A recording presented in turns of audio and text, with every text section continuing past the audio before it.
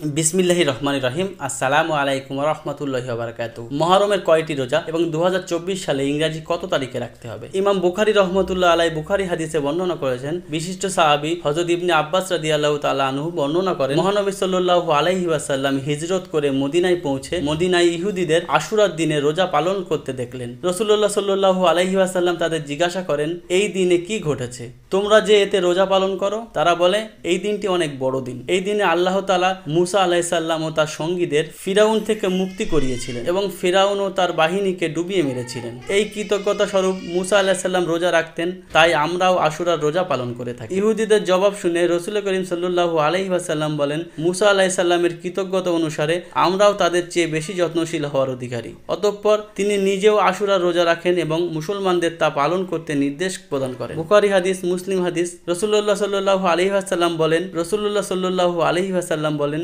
তারা যেহেতু একদিন একটি রোজা পালন করে, আগত বছরের 10 তারিখের সঙ্গে 9 তারিখ মিলিয়ে অন্য বর্ণনায় রাসূলুল্লাহ সাল্লাল্লাহু আলাইহি ওয়াসাল্লাম ইরশাদ করেন, তোমরা আশুরার দিনে রোজা রাখো, তবে এই ক্ষেত্রে ইহুদিদের সঙ্গে মিল না হওয়ার জন্য 10 তারিখের আগের দিন অথবা পরের দিন আরও একটি রোজা করে নিও। মুসনাদে আহমদ। হাদিসগুলোর আলোকে প্রমাণিত হয় যে আশুরার রোজা হবে দুটি, মুহররম মাসের 10 তারিখে একটি আর 9 তারিখ অথবা 11 তারিখে আরও একটি। 2024 সালে আশুরার রোজা ইংরেজি কত তারিখে রাখতে হবে? যেহেতু 10ই মুহররম ইংরাজি 17ই জুলাই বুধবার, সেই হিসাবে ইংরাজি 16 ও 17ই জুলাই মঙ্গলবার এবং বুধবার দুটি রোজা রাখতে হবে, অথবা 17 ও 18ই জুলাই বুধবার ও বৃহস্পতিবার দুটি রোজা রাখতে হবে। আমরা সবাই রোজা রাখার চেষ্টা করব ইনশাআল্লাহ।